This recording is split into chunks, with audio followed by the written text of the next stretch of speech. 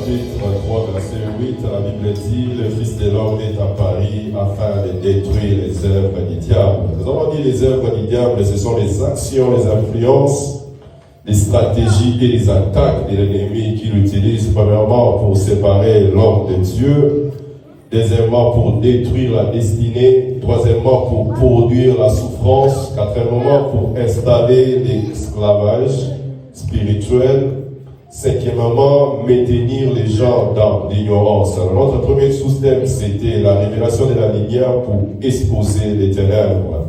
Avant nous avons dit la lumière révèle l'objet du combat. Nous avons parlé de la lumière dénonce les alliances cachées ou les portes ouvertes. Nous avons parlé de la lumière expose les stratégies ou les plans de l'ennemi. Comment marcher dans la lumière pour neutraliser les diables, mener une vie dans la parole, une vie de prière, une vie guidée par le Saint-Esprit, une vie de sanctification. Notre deuxième sous-thème, nous avons parlé de renverser les forteresses et les autels des ténèbres. Nous avons dit que le forteresses et les autels, ce ne sont pas des démons ordinaires, mais ce sont des structures, des systèmes, des bases d'opération, des puissances des ténèbres. Tant que ces structures ne sont pas renversées, beaucoup de prières restent suspendues. Nous avons parlé de comprendre qu'est-ce qu'une forteresse spirituelle.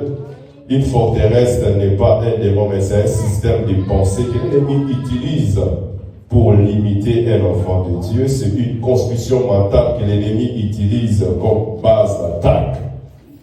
Satan ne te domine que parce que tu crois. Alors lorsque nous parlons des forteresses, c'est au niveau des pensées. Le diable t'attaque au niveau des pensées. Tant qu'une forteresse existe, ta foi ne fonctionne pas. Il y a aussi certaines forteresses qui sont souvent héréditées par tes parents, tes arrière-parents, c'est devenu héréditaire. Et nous avons parlé des types de forteresses mentales au niveau des pensées. Nous avons donné des exemples. 1 Samuel chapitre 17, les enfants d'Israël face à Goliath.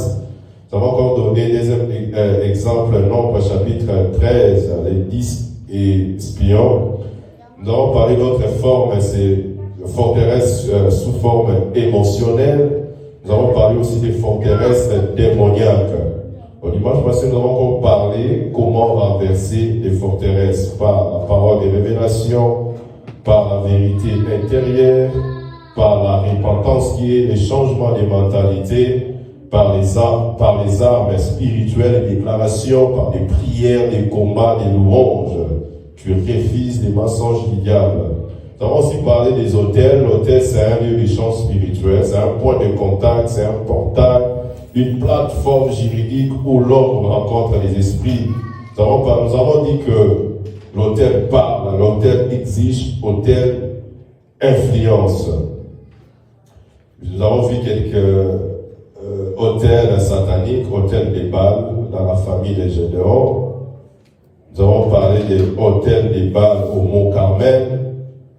Nous avons parlé du roi Ézéchias qui avait détruit les autels d'idolâtrie pour stopper la malédiction. Nous avons parlé aussi du roi Josias qui a détruit les hauts lieux qui mettaient Israël dans la captivité. Nous avons parlé aussi des types d'autels qui parlent contre l'homme. Les premiers types d'autels, nous avons des autels familiaux, élevés par les ancêtres, les grands-parents, la tradition, la sorcellerie familiale. Nous avons parlé des hôtels des territoriaux, dans les villes, des quartiers, des régions.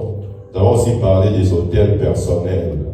Ça peut être volontaire ou involontaire, par les alliances, par les pactes, par les objets occultes, par les péchés répétés, par les paroles prononcées.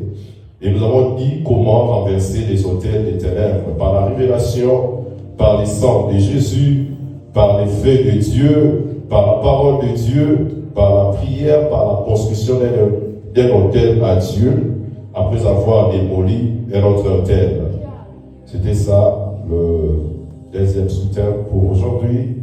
Je te propose encore notre sous-thème: briser les cycles de régression, de stagnation et de limitation.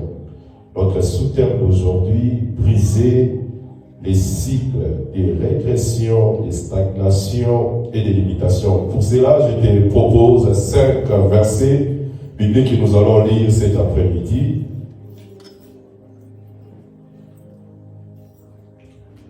Notre premier verset, ça se trouve dans le livre des Juges, chapitre 2, le verset 18, verset 19. La Bible dit, lorsque l'Éternel leur suscitait des juges, l'Éternel était avec les juges et il délivrait de la main de leurs ennemis. Pendant que toute la vie des juges, car l'Éternel avait pitié de leurs gémissements contre ceux qui les opprimaient et les tourmentaient. Mais à la mort des juges, il s'est corrompé de nouveau plus que leur père. En alla après d'autres dieux pour les servir et les prosterner devant eux. Et il persévérait dans la même conduite et les mêmes endissements. Le deuxième verset que je te propose, c'est Isaïe chapitre 52, le verset 2. Isaïe 52, le deuxième verset. Secoue ta poussière, lève-toi, mets-toi sur ton séant, Jérusalem, détache les liens de ton cou, captive, fille de Sion. Troisième verset, Jean chapitre 10, 10. Jean 10, 10.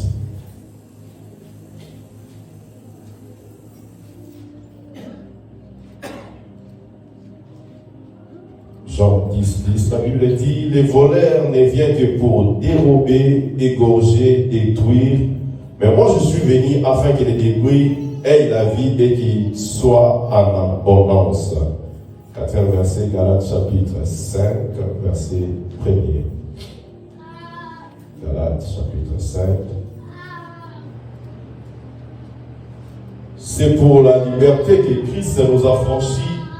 Demeurez donc ferme et ne vous laissez pas mettre de nouveau sous les jougs de la servitude.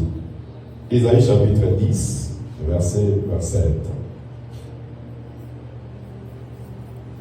Isaïe 10.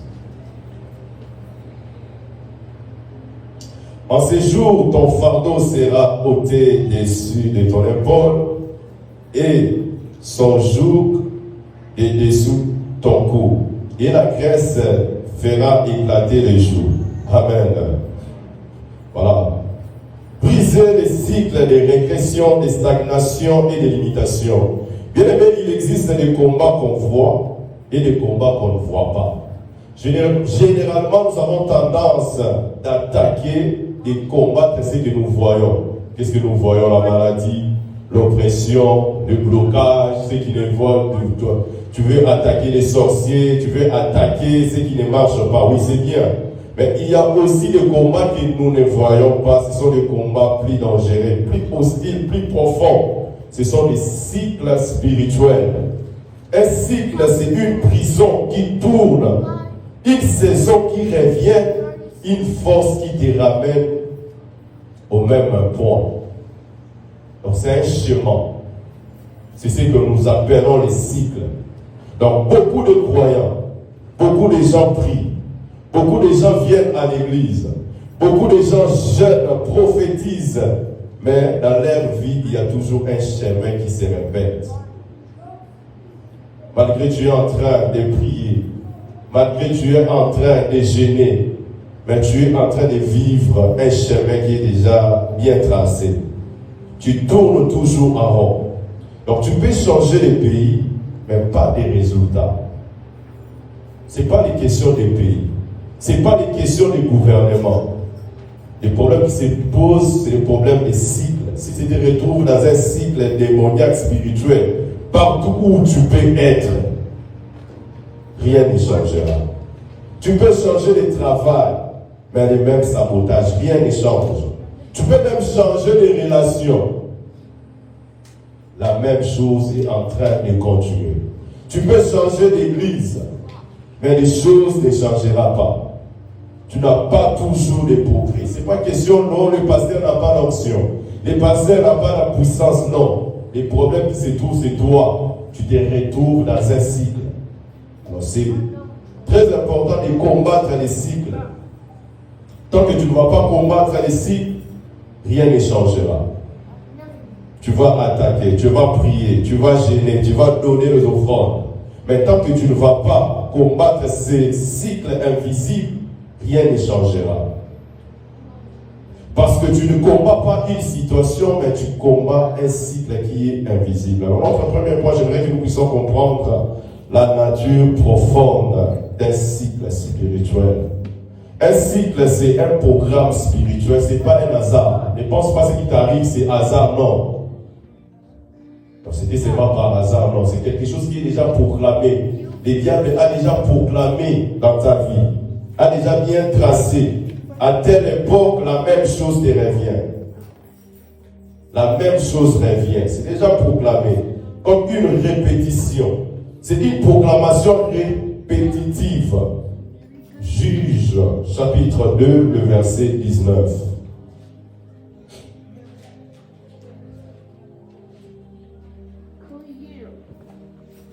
La Bible dit, mais à la mort du juge, il s'est conformé de nouveau plus que leur père. Dans une autre version, on dit, il retombait dans les mal plus que leur père.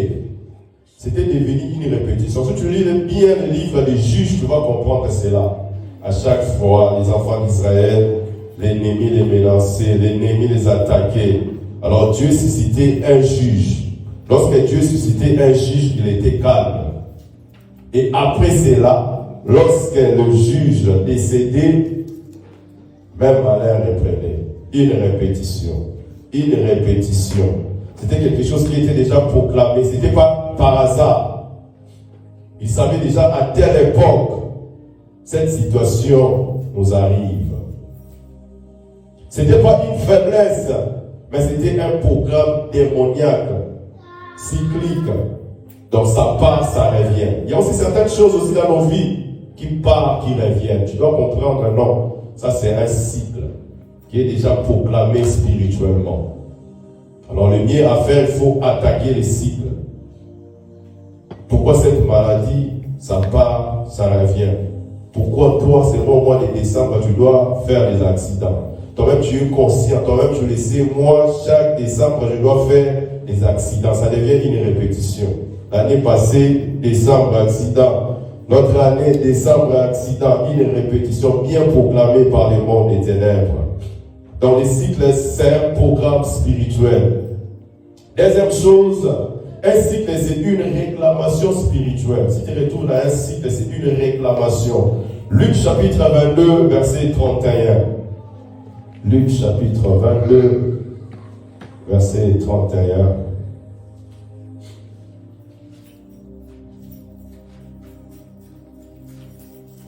Le Seigneur dit, Simon, Simon, Satan vous réclame pour vous cribler comme les froment. Donc si quelqu'un se retrouve dans un cycle, c'est une réclamation. Tu peux faire un effort, mais cette puissance-là te réclame. Il te réclame. Tu veux avancer, tu peux avancer, mais l'ennemi vient. Il te réclame, tu recules encore. À chaque fois que tu veux avancer, mais l'ennemi te dit, je réclame telle personne, comme c'était le cas avec Simon Pierre. Donc si tu es en train, tu te retrouves dans un cycle, cela veut dire il y a une réclamation. Et souvent nous allons le voir, ça marche souvent avec les hôtels. Nous n'avons pas encore le temps de parler de l'hôtel parce que nous avons parlé de ça le dimanche passé. Un cycle, c'est une réclamation spirituelle. Tu peux être là, toi-même tu ne veux pas, mais tu te sens, il y a une puissance qui te réclame. Tu te vois déjà dans ça. C'est que tu avais dit non, je ne ferai plus encore ça, mais des réclamations spirituelles qui te réclament.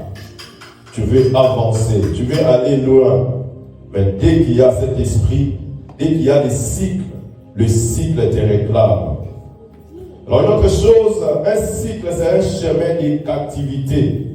Ésaïe chapitre 52, le verset 2. Ésaïe 52, le verset 2. La Bible dit, Secoue ta poussière, lève-toi. Mets-toi sur ton séant Jérusalem. Détache les liens de ton cou, captive, fille de Sion. Détache les liens de ton cou, les coups dans la direction de la vie. Alors si ton cou est lié, toute ta vie tourne à rond. Tu peux faire des efforts, mais si tu es lié, on t'a déjà lié, rien ne changera. Tu feras beaucoup d'efforts, mais rien ne marchera. Ta vie se retrouve dans un cycle. Ta vie tourne à rond. Alors une autre chose, un cycle peut être émotionnel, moral, financier ou spirituel. Je donne un exemple. Tu tombes toujours dans les mêmes péchés. C'est un cycle. Malgré les décisions que tu prends, malgré les prières qu'on fait pour toi. Un cycle.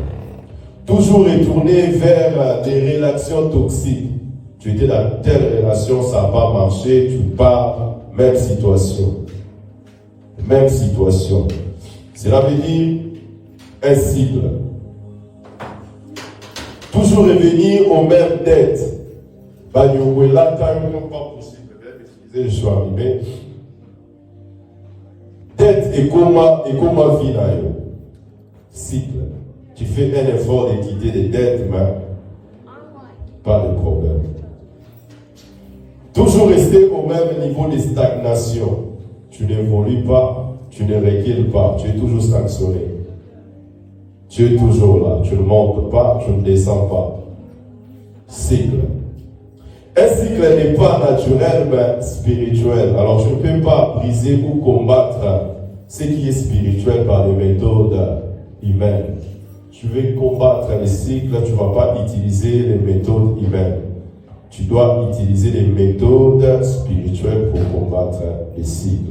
Alors le deuxième point, nous allons voir les différents types de cycles que Dieu veut briser. Le premier cycle, c'est le cycle de régression ou retour en arrière. À chaque fois que tu fais des progrès, tous ces progrès, c'est annulé. Juge chapitre 6, le premier verset jusqu'au verset 6. Juge chapitre 6. Nous avons beaucoup lu ces versets. Les enfants d'Israël firent ce qui déplaît à l'Éternel, et l'Éternel les livra entre les mains des mendiants pendant 7 ans. La main des mendiants fut puissante contre Israël pour échapper à mendiants. Les enfants d'Israël s'est retirés dans les ravins des montagnes, dans les cavernes et sur les rochers fortifiés. Quand Israël avait sémé, mendiants montaient avec Amalek et les fils d'Orient, et ils marchaient contre lui. Ils campèrent en face de lui, ils détruirent les productions du pays jusqu'à vers Gaza. Et ils laissèrent en Israël ni vivres, ni brebis, ni bœufs, ni ânes. Car ils montaient avec leurs troupeaux et leurs tentes, ils arrivaient comme une multitude de sauterelles. Ils étaient innombrables. Et leurs chameaux, ils venaient dans le pays pour les ravager. Israël fut très malheureux à cause des mendiants et les enfants d'Israël criaient à l'Éternel. Donc ici, on est en train de nous rencontrer la vie des enfants d'Israël. Ils faisaient des efforts pour planter. Alors lorsque ils plantaient, leur adversaire était tranquille. Ils les laissaient en train de planter. Pendant le temps des récoltes, ils venaient comme des sauterelles pour arracher, pour détruire la production des enfants d'Israël. Pour anéantir, pour annuler tous les efforts qu'ils faisaient. Alors tout ce qu'ils faisaient, l'ennemi, les mendiants montaient pour détruire. Ça peut aussi être comme toi, tu fais beaucoup d'efforts, mais après, tu te retrouves main vide. Tu te retrouves zéro. Malgré les efforts que tu es en train de faire. Mais tu vois, tu te retrouves dans les cycles de destruction. Cet homme, pour comprendre que tu vis dans ça, dans un cycle de régression, tu peux faire 3 pas en avant, mais tu fais 4 ou 5 en arrière. C'est comme une personne qui tu achètes une parcelle, tu construis, après on vient, on démolit ça. Quelle perte! Donc tu perds d'abord l'argent que tu as acheté la parcelle, l'argent que tu as construit, ton temps, tout ça, on vient, on démolit. Tu rentres encore à zéro. Tu avances dans la prière, après tu retombes dans les péchés. Tu dis non, moi les décembre, moi les prières, tu pries, et après dès qu'on dit amen, tu rentres, tu tombes dans les péchés. Cycle. Chaque bénédiction est suivie d'une bataille qui annule tout. Donc Dieu t'est béni et après tu perds tout. Cycle de régression. Au lieu que tu puisses prospérer, au lieu que tu puisses aller de l'avant, mais toi, il y a un esprit qui t'attire en arrière. Exemple de Samson, il avançait, il battait les Philistins, puis il retourne vers Delilah. Régression. Tu ne fais que régresser. Là où les gens montent, ben toi, tu recules. Tu étais à tel niveau, tu te retrouves encore en bas. Au lieu que tu puisses atteindre le sommet, mais toi, tu ne fais que descendre. La régression. Le deuxième type, c'est le cycle de stagnation, immobilisation. Ici, tu n'avances pas, tu ne recules pas. Tu es sur place, tu retournes à Rome. Tu es toujours là. 2024, tu avais $500 dans les comptes. 2025, 500 dans les comptes. Ça ne monte pas, ça ne descend pas. 2026, non. Mobilisation, ça reste au même niveau. Jean chapitre 5, nous allons pas lire ça. C'est un homme de 38 ans, on ne donne même pas son nom. Il a fait 38 ans dans un même endroit. D'autres personnes venaient, partaient, mais lui, il était toujours là. Il était toujours là, dans un même endroit, 38 ans.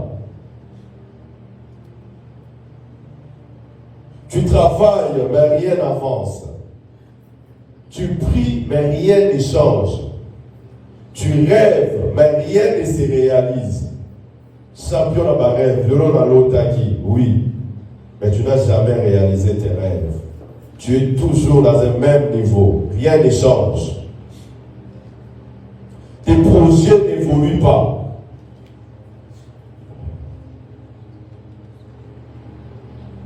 Alors la stagnation est une stratégie démoniaque de neutralisation. Tu te sens neutralisé. Tu fais les surplaces. Rien ne change. Malgré tes efforts, malgré tout ce que tu peux en train de faire, tu te vois, tu es toujours dans un même niveau. C'est un cycle qu'il faut combattre. Alors le troisième cycle, c'est le cycle de limitation. Un plafond invisible. On t'a déjà mis là où tu dois être. Tu ne peux pas jamais dépasser ça. Tu avances jusqu'à un certain point seulement. Et il existe deux sortes de limitations. Limitation interne et limitation externe.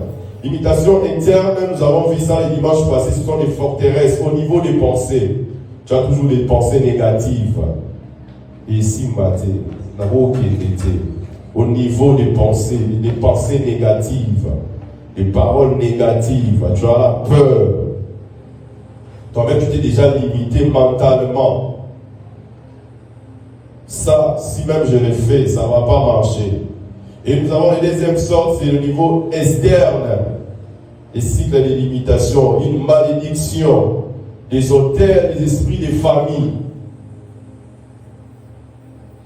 On t'a mis les limite. Toi, limite, par exemple, 10 000, tu ne peux jamais dépasser 10 000. Tu travailles, 10 000, stop. Tu avances, tu arrives à tel niveau, stop. Tu ne peux pas aller au-delà. On a limité ta vie. Tu ne peux pas faire au-delà. des cycles d'ilimitation. Je vais te donner quelques exemples dans la Bible. Moïse est limité d'entrer dans la terre promise. Jaébet est limité par les noms donnés dans sa naissance. La femme courbée, limitée pendant 18 ans. Limitation des maladies.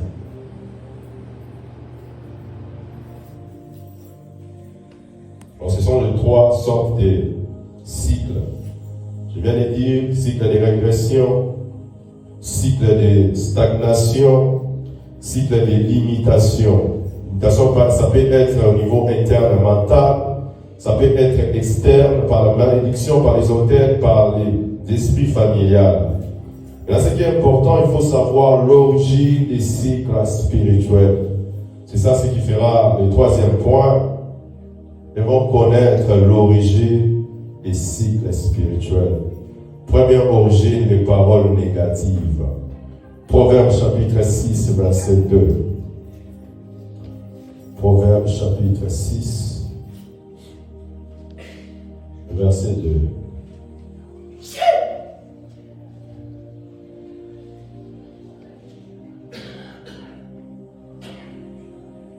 La Bible dit, si tu es enlacé par les paroles de ta bouche, si tu es pris par les paroles de ta bouche. Enlacé ici, cela veut dire lié. Donc tu es lié par rapport aux paroles de ta bouche. Aujourd'hui, beaucoup de cycles que nous vivons, qui nous arrivent, c'est par rapport aux paroles négatives. Ici, j'aimerais attirer l'attention pour les enfants. La Bible dit, enfant, honore ton père. Enfant, respecte les pères. Ne pousse pas à tes parents de prononcer pour toi des mauvaises paroles. Les parents ont le pouvoir, c'est les enfants. Tu peux pousser ton père, il dit quelque chose, ça va t'arriver. Je me rappelle, j'étais encore à l'Écodis. Il y a une sœur, on priait avec elle, s'est battue avec sa mère a prononcé des paroles, cette sœur-là, Lolo Basolo. Pendant 2 ou 3 semaines, jusqu'à ce que notre encadré est parti au Sénégal, au Libye, et on a prié chez notre encadré et c'est parti. Alors les paroles négatives ont une puissance. Ça peut ouvrir une porte. Tu vis la bénédiction. Chers enfants, surtout ici à l'étranger, c'est pas possible. L'enfant te dit, je connais mes droits. Moi, j'appelle la police. Non, nous, on respecte la parole de Dieu. Enfant, n'ouvre pas la porte. Chers parents aussi, ne parlez pas de mal contre vos enfants. Ne maudissez pas vos enfants. Bénissez vos enfants. Je connais aussi un père. Lui, il disait toujours, on étudiait avec ses enfants. Comment toi, un père, comment toi, une mère, tu peux déclarer de mauvaises paroles contre tes enfants? Alors, les mecs vont commencer à subir ça. Tu parles, il y a déjà quelque chose, hein, le diable entre et il profite. Chers parents, chers enfants, faisons comment un effort, ne poussons pas les uns les autres à prononcer des paroles négatives. Parce que ce sont les portes que le diable utilise pour entrer. Tu te retrouves dans un cycle de malédiction, tu te retrouves dans un cycle là compliqué à cause des paroles négatives. Alors, chers parents, évitons de prononcer des mauvaises paroles. Chers enfants aussi, faisons un effort de ne pas hériter nos parents, afin qu'ils ne puissent pas prononcer des mauvaises paroles. Au contraire, faisons un effort, soyons une bénédiction pour nos parents. Un enfant doit être une bénédiction pour ses parents. Et non un cas ou un problème à résoudre. Lorsqu'on te voit, on voit directement un problème. Non. Tu dois être une bénédiction. Chaque jour, lorsque tes parents te voient, ils doivent te bénir. Et partout où tu iras, tu dois marcher avec la bénédiction. Mais si tu as de mauvaises paroles, partout où tu iras, rien ne marchera. Amen. Les paroles négatives contre l'ennemi. L'ennemi, un adversaire qui parle pour toi de paroles négatives. Si tu es concerné, ça va te prendre. Ou soit toi-même tu parles, tu as des langages faciles, tu parles des mauvaises choses, ça pourra avoir des impacts contre toi. Il ne faut pas dire sans effet. Ce sera sans effet si tu es innocent. Mais si tu te reconnais, ça aura des effets. Donc tu es lié par les paroles de ta bouche. Deuxième chose, les péchés non traités. Proverbe chapitre 26, le verset 11. Proverbe 26, le verset 11.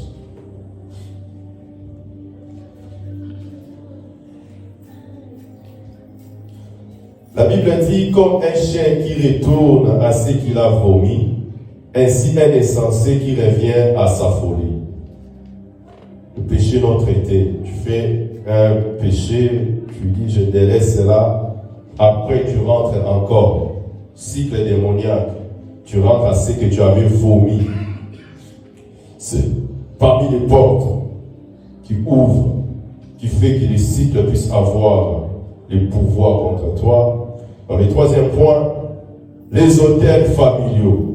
Ici, je ne vais pas même parler beaucoup parce que nous avons déjà parlé de ça le dimanche passé. Les autels familiaux.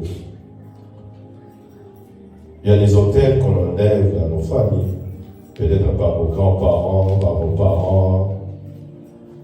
Juge chapitre 6, la Bible nous dit, l'autel des Baals entretenait un cycle de malheur sur la famille des Gédéons. Pas seulement la famille, mais tout un peuple souffrait à cause d'une personne qui avait des autels. Des autels familiaux. Ça crie, ça parle, ça réclame. Tu te retrouves dans un cycle. Tu es innocent. Mais le fait que tu es ici dans cette famille, tu as cette réclamation. Quatrième élément, les alliances anciennes. Nous avons parlé aussi de ça l'autre fois. Les alliances peuvent être volontaires ou involontaires, par des mariages, par des pactes. Tu te retrouves dans une alliance et tu te retrouves dans un cycle. L'héritage spirituel, la maladie, tu te retrouves, divorce. Ton père a divorcé, toi aussi tu as divorcé, ton enfant a divorcé, cycle. Maladie. Donc maladie à la famille, tel souffre de telle maladie, l'autre souffre plutôt de ça. Et comme ici, des échecs en répétition. Même endroit que ton père avait échoué, toi aussi tu viens, tu échoues. L'autre aussi vient, il échoue. Abraham ment, son fils ment, son petit-fils ment. Cycle de mensonges. Chez nous, lorsqu'on se marie, premier enfant mort-né, deuxième enfant mort-né, une habitude. Donc tu dois stopper cela. Des cycles de répétition. Cinquième point, les démons familiales ou les esprits territoriaux. Certains esprits au niveau là où tu habites, dans les quartiers, des familles, et des démons familiers qui traversent des générations par des générations. Alors, comment briser les cycles de ton histoire? Comment briser? Nous avons parlé des cycles, nous avons parlé des sortes, nous avons parlé des origines. Maintenant, nous allons parler de comment briser les cycles. Première des choses pour briser les cycles, c'est par la révélation du Saint-Esprit. Tu dois prier, tu dois demander la révélation. Sans la révélation, il te sera difficile. Tu risques de passer ton temps inutilement. Tu risques, tu te fais toi-même des illusions. Vous savez être telle personne qui me combat, ok, il n'est pas là, ce n'est pas lui. Comme dans le premier soutien, j'avais dit, tu es en train de combattre les symptômes, attaque la maladie. Donc c'est par la révélation du Saint-Esprit. Gédéon aussi, il priait. Il criait à l'Éternel, il disait, où sont les miracles qu'on nous a dit? N'est-ce pas qu'on nous a dit que Dieu a délivré nos parents en Égypte? Maintenant, comment nous vivons dans les malheurs? Comment ça nous arrive? Jusqu'à ce que Dieu s'est révélé. Alors cet après-midi, que Dieu aussi puisse te révéler dans ta vie.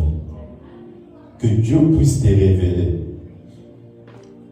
Que le Saint-Esprit puisse te montrer. Ne sois pas pressé d'entrer dans le combat. Oh, observe d'abord. Prends d'abord le temps d'observer premièrement ta vie, ta famille. Observe les lignées.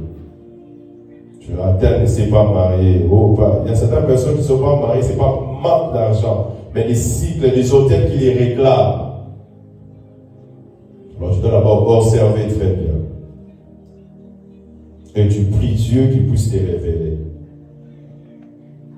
Et le Saint-Esprit doit te montrer la racine, l'origine. Alors lorsque tu vas connaître l'origine, le moment où le cycle a commencé, où la personne, où les paroles qu'il a déclenchées, c'est à ce moment-là que tu pourras attaquer. Ne prie pas pour seulement prier, n'attaque pas pour seulement attaquer. Le diable est malin, le diable se cache. Alors tu dois vraiment prier, que Dieu doit vraiment te faire grâce, te montrer l'origine de ton problème, l'origine de ces cycles. Ça commence avec qui, c'était quoi l'origine, avant que tu puisses attaquer. Sinon tu vas attaquer, tu attaques, mais tu n'attaques pas la racine, tu n'attaques pas le problème. Tu vas perdre ton temps inutilement. Alors la deuxième des choses, c'est la repentance profonde. La repentance ferme des portes. Toi-même, tu te reconnais que tu as eu peut-être à faire certaines pratiques qui ont ouvert les portes. Par les alliances, par certaines choses que tu as fait.